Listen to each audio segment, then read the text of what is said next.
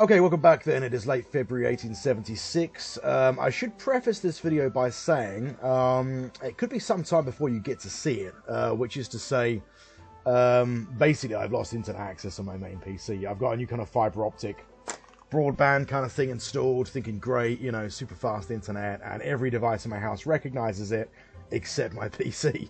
And I've done everything conceivably possible over the last few weeks to try and deal with this. Every kind of online forum I followed. I contacted the service provider for the Wi-Fi, and they're just like, well, if every other device recognizes it, it's kind of not on us. Contact your PC manufacturer, you know, whoever sort of manufactured your operating system. I did that as well. And they're just both like, well, if your PC recognizes every other device in the area and the previous router, it's not on us. You know, I get the feeling if it was sort of 10, 15 years ago, probably any three of these companies would have just kind of walked me through how to fix this, but the world is what it is. So to that end, yeah, I just don't have internet access on my main PC, which is where I kind of play my game. I can play turn-based games because I can use my mobile to set up a hotspot to kind of upload files.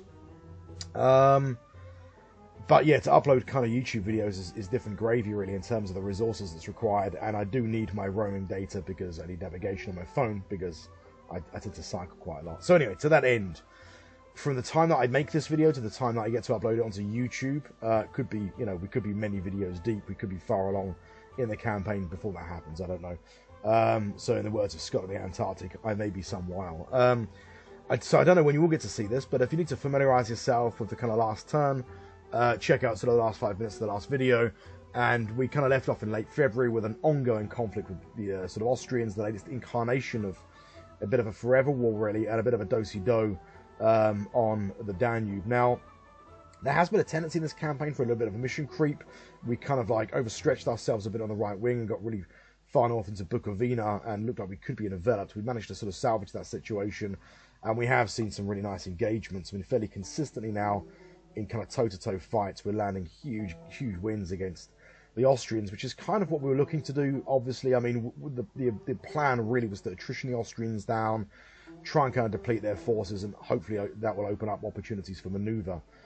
I don't know whether that's going to really come off. I mean, we are entering into 76 now, so Abdelaziz is on the clock as our monarch, and we are going to be looking this year, probably, I think anyway, presumably the game will reflect the kind of interregnum that we enter into. I think Murad, his nephew, will take over for a period of time, and then from thereafter, I think he'll be in power for like 6 months or something, and then we'll have Abdul Hamid. So it's going to be a bit of a chaotic period, and I don't know how the game is going to reflect that.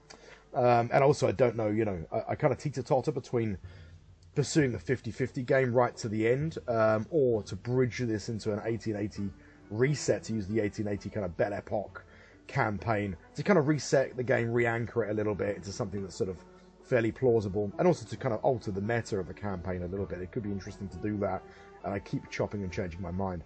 The moves are already set for this turn anyway, as you'll remember, so we're moving the kind of 5th Army up then, under Ahmed Pasha, to provide a supporting role from Drobeta, and he's going to be supporting the 1st Army under Mehmed Ali Pasha, who's going to be looking to counter the Austrian siege at Banat. 4th Ordu under Usman Nuri is moving from Novi Pazar into Belgrade, and he should theoretically also be supported by the 8th Army and also by the 6th, which is going to be moving from Ludorio Plevna into Agosta.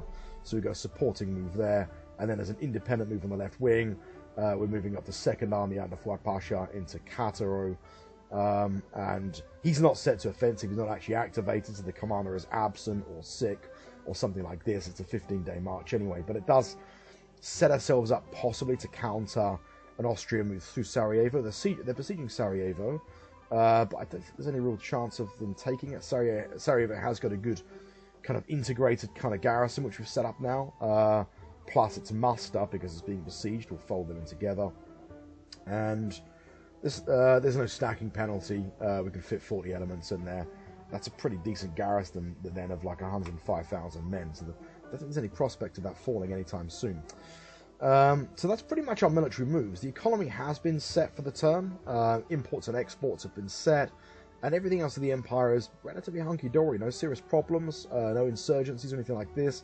Aden is kind of fairly calmed down now.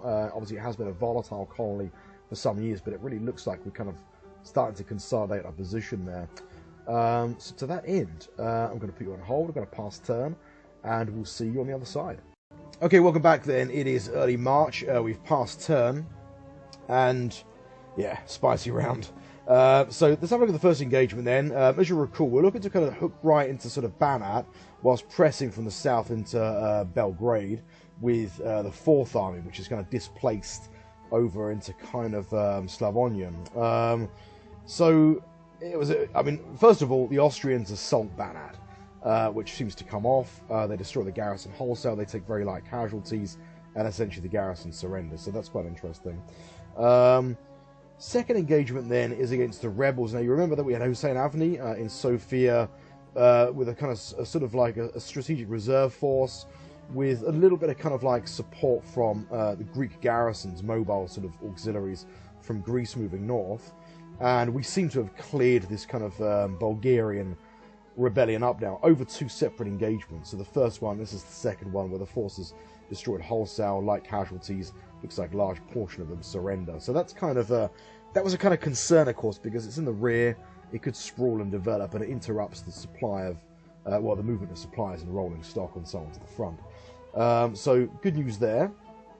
We then have a colossal engagement in Serbia, where the Austrians have more substantial forces, and I knew they had substantial forces in the locale, but with adjacent support forces, they're bringing something like, well, as you can see, 761,000 troops in total against just under 400,000, so we're almost outnumbered 2 to 1 here.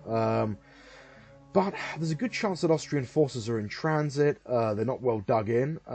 They do have a gun superiority, but and also some of these forces are probably somewhat disheveled. They've sort of engaged previously. They take very heavy losses indeed, and it's a tidy victory for us. No kind of free lunch though, but a large part of this Austrian force is actually surrendering, kind of, you know. So I think a lot of these elements are destroyed, are probably kind of exhausted and disheveled units that are simply giving up the ghost, maybe providing a screen as the remainder of the force falls back. And this is where it gets interesting, because it looks like they fall back into Drobeta. This is 8 national morale points for this victory. It's unbelievable. So there's a second engagement with at least a portion of this command in Drobeta, and it's an astonishing victory again. I mean, it looks like we've destroyed an entire corps here, wholesale. And it looks like and this is a very cheap victory, huge numbers of kind of prisoners. So it looks like a huge Austrian army is falling back through the centre here. Some of them are crossing over into Drobeta, getting nailed there. And it looks like the remainder of the Austrian force now is sat in Banat. Now, they captured Banat, and we didn't set our force to assault. So we've really cleared the district, and it looks like, you know, something like 2/3 of the entire Austrian army is in Banat. So we could have a kind of Strasbourg-Metz, you know, kind of 1870 situation here with the Franco-Prussian War, where we might have sort of almost accidentally successfully enveloped a large part of the Austrian army. There's a victory at, the victory at Belgrade is the first one. Our force displaces, the 4th Ordu moves up into Slavonian as mentioned. We capture some wagons. They seem to fall back into Agosta. We'll fold them in, I think, to the 6th Army. And we're going to try and exploit the situation as best we can. The weather's pretty good, for the most part, across the Balkans. There are some patches. I mean, Banat itself, which is quite hilly, we've got some snow. But the remainder of the kind of flatlands on either side look fairly clear. So we're going to try and see if we can sort of create a double envelopment here. See if we can develop this into something interesting. We're going to set Abdelkrim Nadir with the 3rd Army to offensive posture, move him through Kronstadt, and then set him up, I think, for a move into Transylvanian. That's a 16-day march. We're gonna force march him, 80% chance. It's likely to come off then. Gives him 11 days, and I wonder if we can push that a little bit further to Gosvarden. 15 days. It's a stretch, because that is they're force marching for 15 days, so he's going to get there not in the best shape. But my theory is any Austrian forces that fall back across the Koros are going to be in even worse shape, sort of thing. Furthermore, we're going to try and double up this move into Koros. So we've got Abdi Pasha. I mean, they're both activated, and they're both in reasonable shape. So we're going to move Abdi Pasha. That's 12 days, 16 days. 75% chance force march, so we're going to go hell leather here to try and kind of envelop this Austrian command. So that's kind of doable. From the first army, we're going to try and push across into Sombor. It's a 5-day march. And then the 5th army, we're going to try and press across. It's 10 days.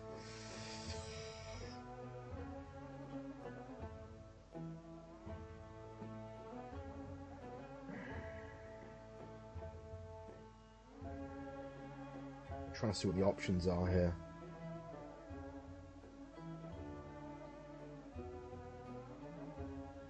I think we're going to keep the 6th army in Agosta, just as a kind of hinge, as an anchoring point, because we want something south of the Danube, especially if some of these Austrian forces fall back into Belgrade, sort of thing.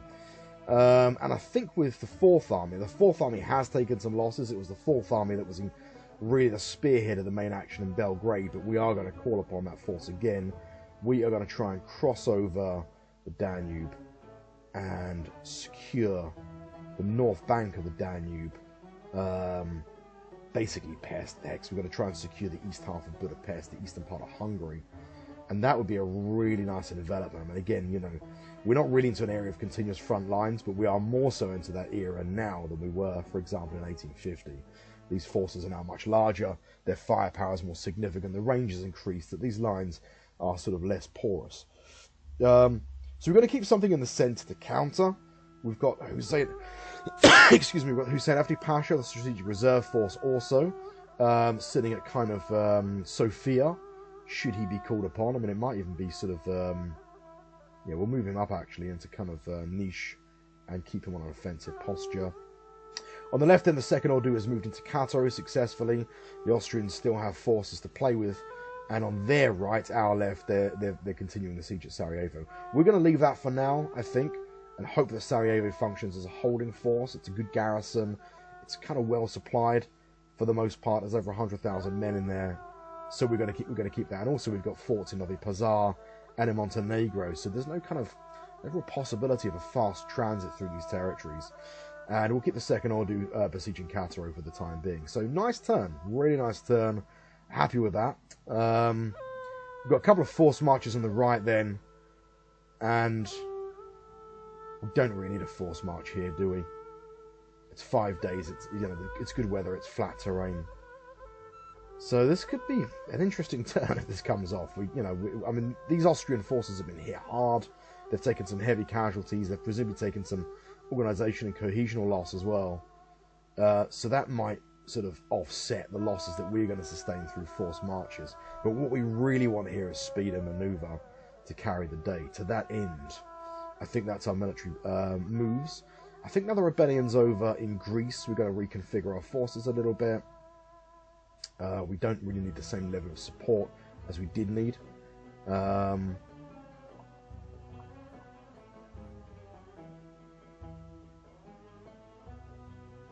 Let's check our other military forces really quickly.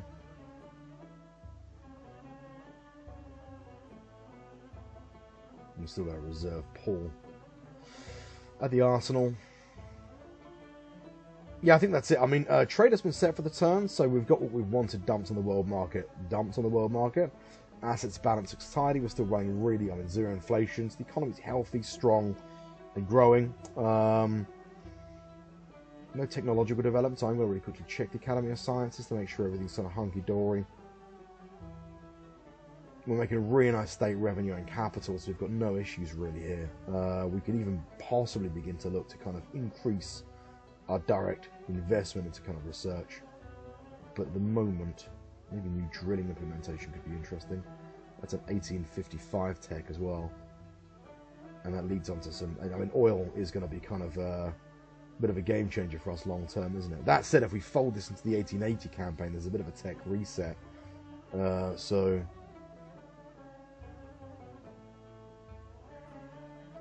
I think we'll keep the investments as they are in terms of sort of like research and development. We're keeping our head above water in terms of coal. We've got a nice big stockpile. Exports aren't too bad. Bit of a mixed bag. Unloading lots of cereals, which is good to see. Coffee. Textiles. Yeah, it's good stuff. 20 units of opium. Nice.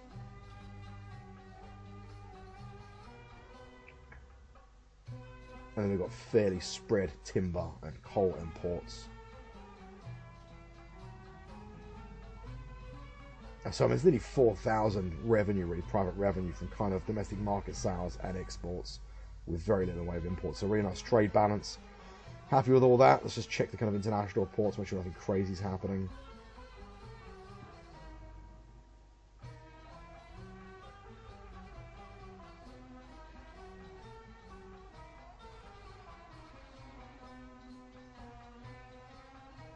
Yep, happy with all that, no problems, good stuff. So I'm going to put you on pause past term, we're in early March.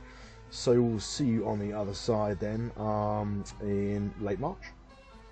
Okay, welcome back then. It is late March, 1876. We've passed turn, and I would say this was a mixed bag. This kind of big manoeuvre, this attempt at envelopment, has I wouldn't say it's a complete failure. It's a sort of partial success, which I know sounds a little bit kind of a bridge too far, Arnhem talk, you know.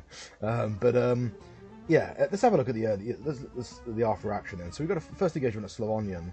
This is our attempt then to kind of move into sort of East Hungary, and it looks like we're engaging a force in Slavonian and Peterwarden before we actually cross the river. And it's a victory, but this looks like a kind of breaking engagement, very light losses. It looks like they lose the garrison force, which maybe they're trying to sort of strategically redeploy through the area. I don't think it's, or it might be, maybe, a part of the garrison of Peterwarden. But anyway, the crossing of the Danube is kind of stalled, suffices to say. Engagement in Banat then, this is defeat. I mean, it's one of those good kind of defeats, right? We sort of inflict 26,000 casualties, take 3,300. It's pretty tidy, but I mean, these are still massive Austrian numbers. You know, 626,000, possibly deployed chaotically because there's only 91,000 Ottoman troops. So my thinking is we engage. This is breaking engagement. The Austrians are set to break off. They only suffer 26,000 casualties.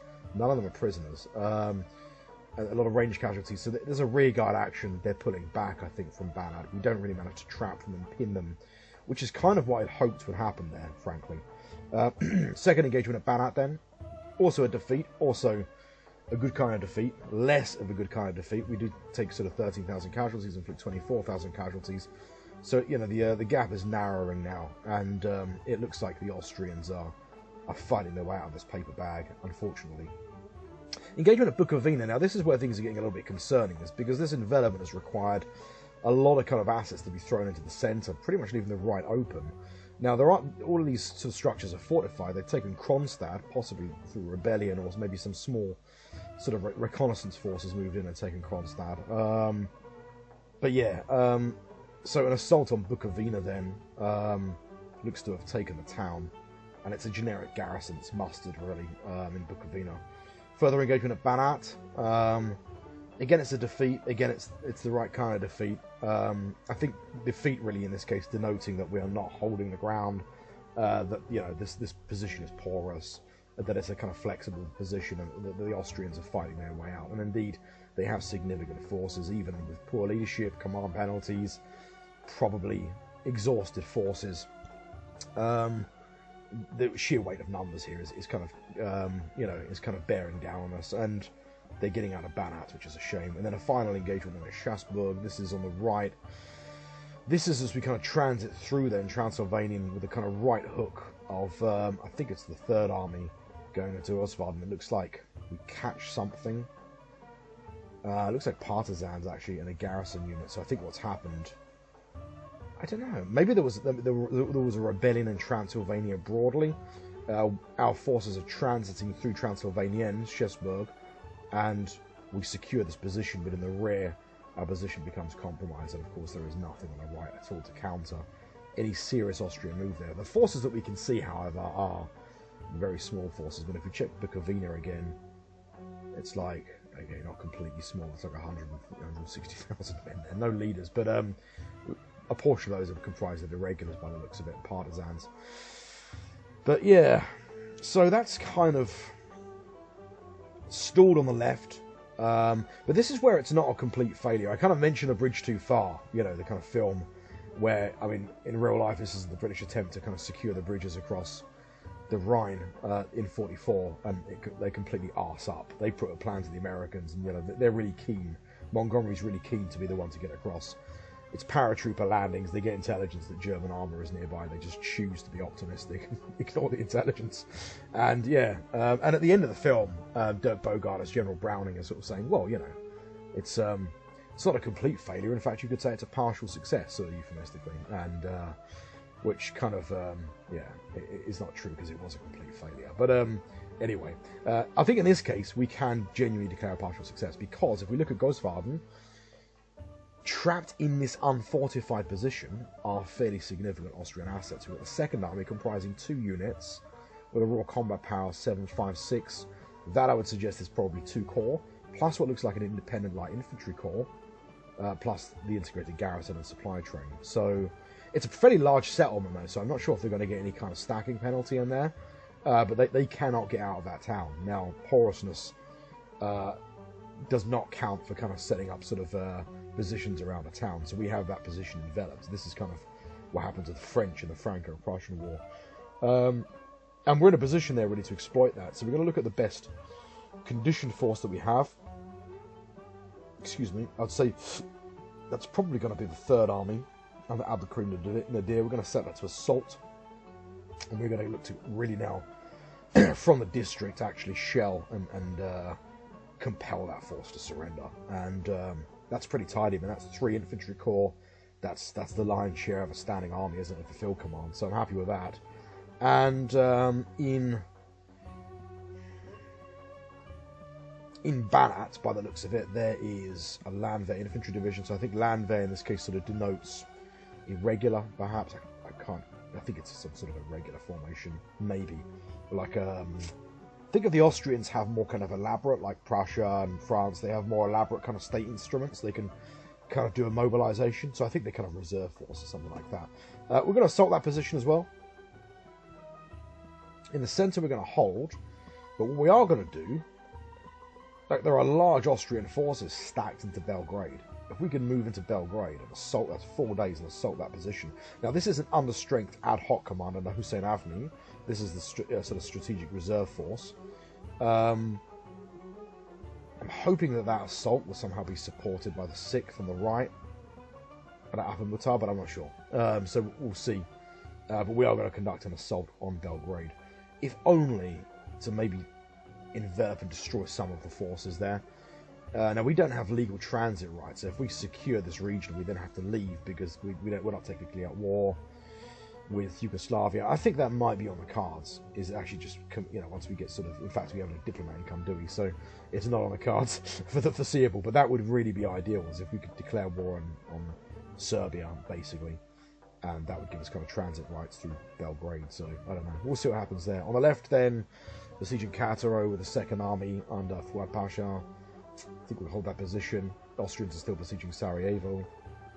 I think the area that is a little bit dicey is, so there's only a garrison in Peter Varden, is the 4th Army up here. I don't like this. I don't like this positioning at all.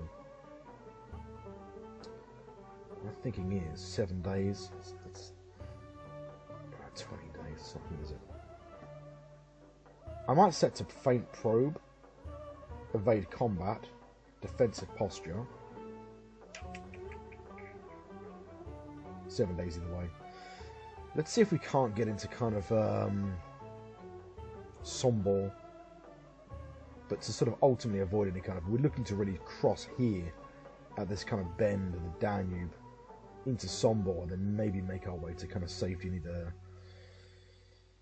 Gosvarden or Banat. But this force is not in a position I like, and it's fast working through its supplies, and there is no way of supplying our force where it is. So, yeah. The plan had been, of course, to kind of open up a position, which I sort of through East Hungary, which I don't think is going to happen now. So, anyway, I mean, once basically Gosvarden is dealt with, we're going to have to then redivvy and redistribute some of our strength to the right to counter this kind of insurgency, and also to counter Austrian forces moving down from Bukovina. So that's it, really. For I think military moves, The Greek kind of mobile auxiliaries are kind of repositioning, which is good to see. One thing I did notice is there's some Austrian raiders. They must be raiders, because if we look inside the kind of trade box, I can't see any Austrian merchants. So we want to counter that with some light kind of forces, I think, light sort of maritime task force, perhaps. So we might break our force. These are all scouting, aren't they? Yeah.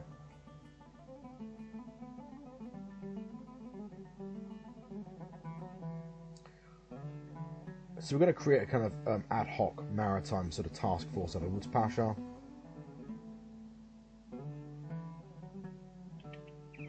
Hang on, what's happened here? Not what we had imagined. Alright, what?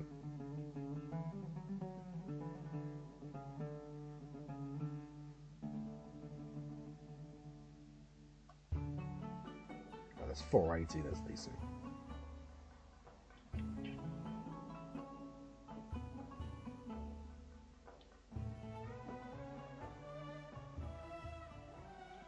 What the hell has happened here?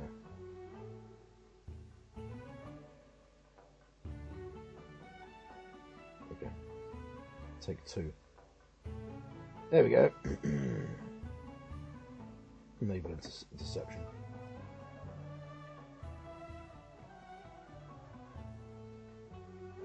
Yeah, I was wondering whether we could place it over the Austrian force and get it to actually target that force.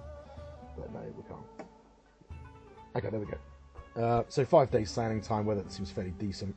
And these are ironclads now, propelled by screws. They do have auxiliary sails, but that means that they're a little bit more kind of immune to weather and so on. Okay, good. Got to really quickly set economic development.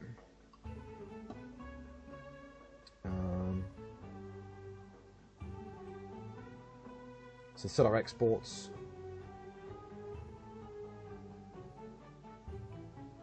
Nice round figures. He who likes round figures likes life.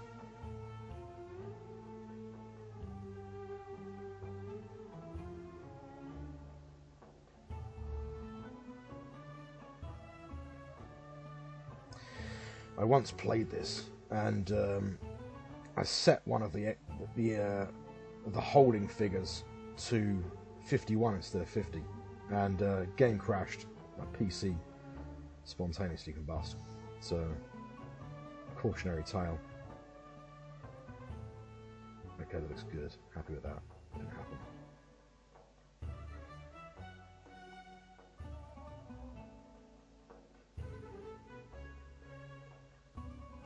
Good stuff. I notice in multiplayer games, a lot of people have rounded figures for their exports. It's got an interesting psychological tick, isn't it? I prioritise domestic market. But yeah, and I just dump whatever surplus there is on the international market. But yeah, some people have their exports set to sort of rounded figures. You know, I can see the kind of I can see it both ways, sort of thing. We're looking good, good stuff. Yes, I'm fairly happy with that. I mean, it was a rash manoeuvre. We didn't suffer any kind of serious defeats. I mean, we failed to hold the ground in Banat.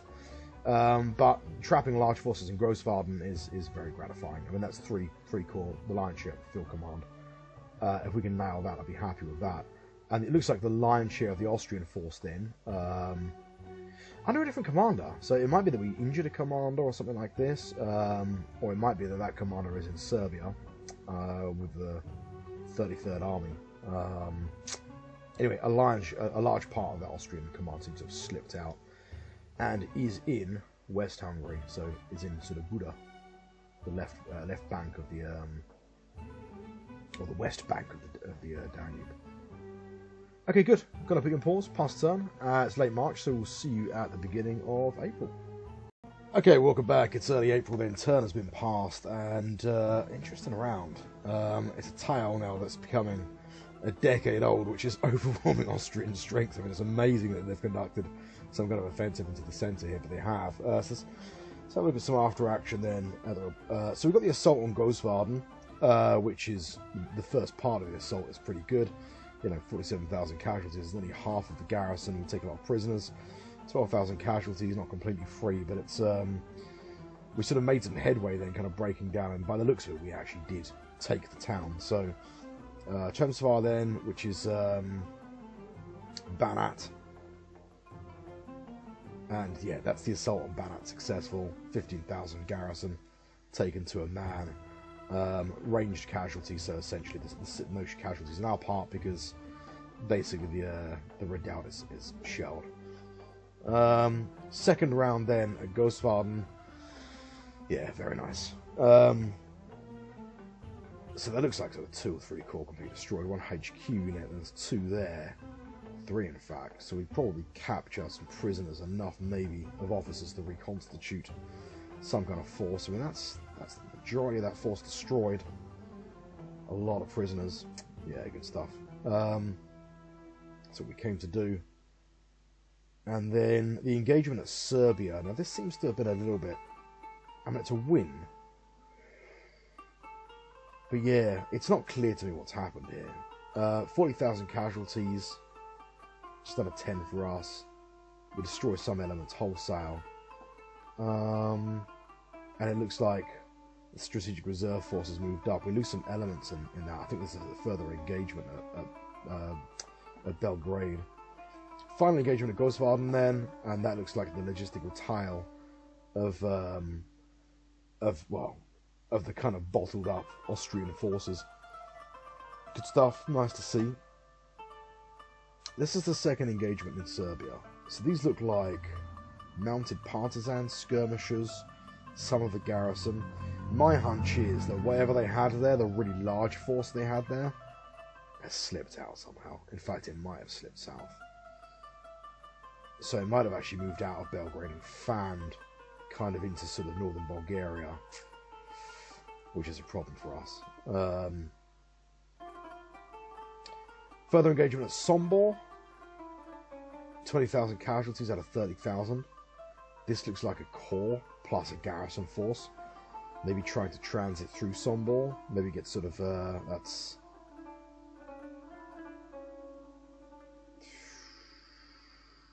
I mean, that's the force that we were moving in and set to disengage. But for whatever reason, they engaged that force and they fancied it. So, okay, I mean, I'm happy with that.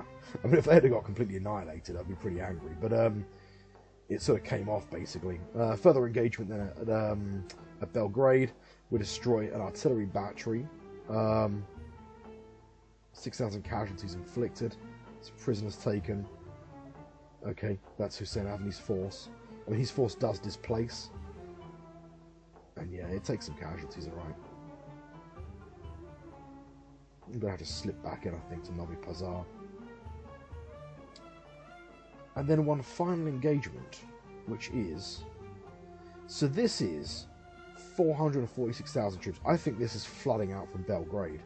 This is an attempt to push the position to the rear of our right flank from Belgrade, along the south bank of the Danube, and it's sort of come off. I mean, it's we inflict heavy casualties, but that force is so large that Abed Mukhtar is seeking to break contact.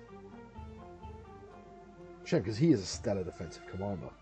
A part of me thinks, what happens if we just try and hold this position? Because he hasn't suffered massive losses, you know.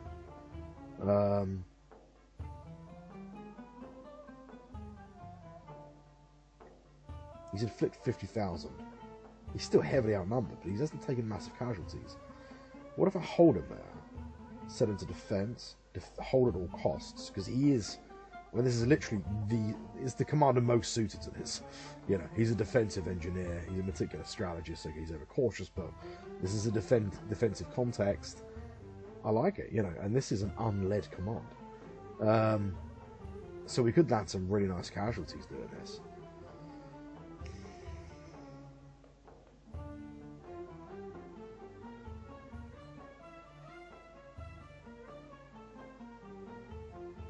And what I might do is jig some forces around here.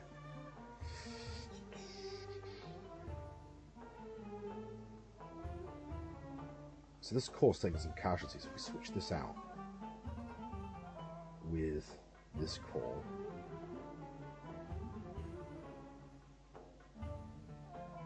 so the first army, 16 days is bloody awful, isn't it? Don't like the fact he's crossing a river either, really. Blast. Well, oh, so he's actually crossing a river, whatever way it happens. 40% of speed march, or force march. You're getting low on supplies up here, aren't they?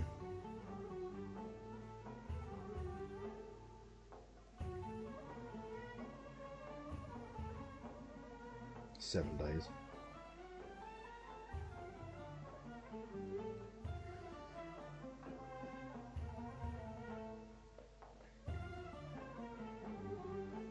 Days.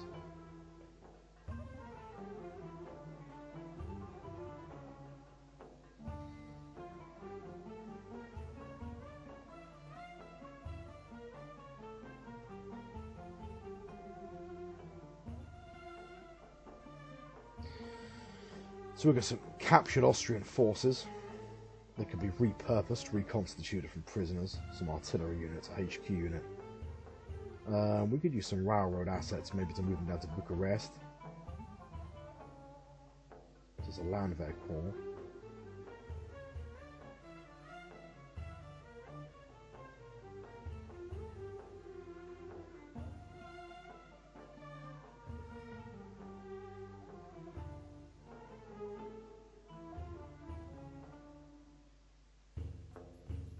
So these forces of Ghostfather are in pretty good shape.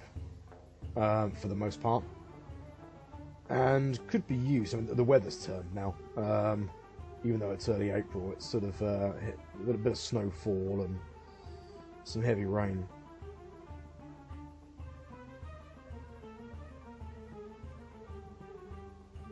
But I wonder if we could mix things up a little bit in central Hungary.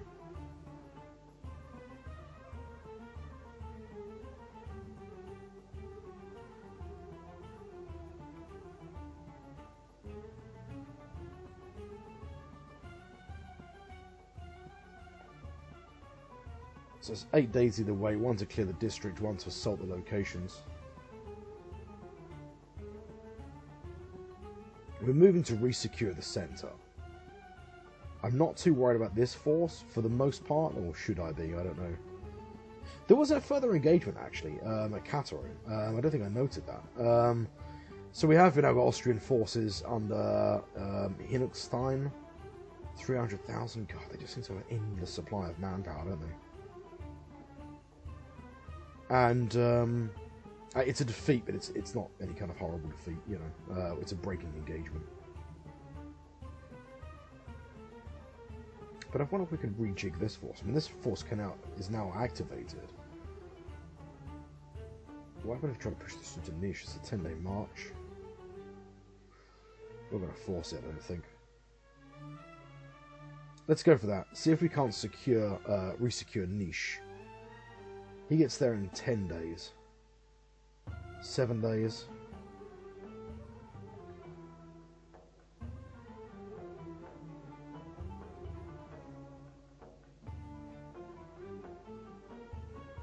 Five days.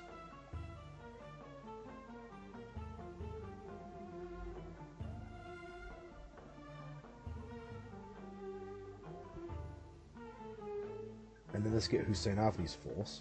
Really annoys when you click on these forces and they suddenly make it seem like they're slipping into, well, it's defensive posture. Let's slip them into Novi Pazar. It's 11 days, not really what you want, but there we go. Set to enter the structure, and that's a wrap, I think, for the military moves. So a little bit of reconfiguring, a little bit kind of tilting our weight to the center and the right, but still trying to kind of exploit this situation. Sort of in Hungary, not really to take ground, but just to try and destroy forces, upset the apple cart, kind of just keep them off balance. Because they're starting to concentrate forces on our left, and pushing the centre might compel them to redistribute forces. Plus they've got a rebellion up here, so they've got domestic pressures, whatever way you cut it. Let's have a look at revolt risk or something like that. Yeah, so they've got pretty hefty revolt risks, you know.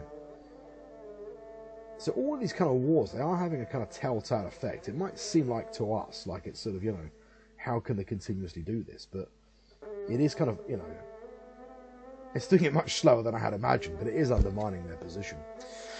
I'm going to leave it there. It's early April. Now, I think The coup against Abdelaziz is in May this year. So that really then would begin the kind of interregnum, the kind of a period of coup and political chaos where his nephew takes over, but his nephew doesn't really fancy it. Maybe the next video will natter a bit about the coup, at least what I know about it, which is not a huge amount. And to have a think about what that means for the campaign, because it's either a case of we press on with the 1850 campaign, which one minute I really fancy doing, or the other is to bridge this into the 1880 campaign with a kind of historical flavour to provide a kind of fig leaf for the kind of reset. Yeah, and it is a logical time to do it, because the thing is, after this coup, we enter into a new epoch, really. It's the Belle Epoque, it's the new imperialism, you know, it's a different dynamic. And it would be interesting to re-add a little bit of peril, part of me thinks, you know, to sort of try and recover from what would be a kind of like a chaotic period in Ottoman history. So we'd have an interregnum of political chaos, if I choose to do this, you know, a partial kind of cascading collapse of the Ottoman state, of its military, of its economy and stuff like that, and you know, resulting in a kind of an insolvency crisis as well, foreign intervention, the British secure Aden and maybe Kuwait, the Russians secure Kars and stuff like that, and that's kind of what the map looks like with the 1880 start, plus a bunch of principalities break away. You've got like Bulgaria and this sort of thing, although it's limited to northern Bulgaria. So I've been toying with this for ages, haven't I? And I still can't. I kind of teeter-totter between sort of what to do. But some of it might be relative scaling as well, because the Ottoman economy is like really large in this game. Like, I can't really expand it anymore. I'm at the kind of natural limits, you know. Re-anchoring the game in 1850, you could sort of say, well, the Ottoman economy is not that much smaller, but the game just now takes account for the size of Western economies, you know. So you could just sort of say it's like using a different denomination of measurement or something. A little bit anyway. But there is also, obviously, you know, the crisis of the interregnum would have badly affected the Ottoman economies. And some of the railroads would have fallen into disuse, some of the factories would have closed, and some of the assets would have been seized as a part of the insolvency crisis. If I go with that route. But that might be something to think about with the next video, because obviously I'll start the next video in this kind of period, which is to say within the 1850 kind of campaign, and have a look how the coup happens. I mean, it might not happen right away, because you know, the game doesn't always do everything on the right date. So it might just be the case that from May 76 onwards, or whenever the coup really happened, it might just be the case that every turn there is a probability that it will happen. You know what I mean? That's how the game runs, I think. It's like a 70-75% probability. So after May 76, it could be any turn sort of thing. It might run like that. So anyway, we'll see. These are the military moves made. So I'm not going to do anything beyond this, I don't think. There's a bit of disengagement, a little bit of mobility in the centre.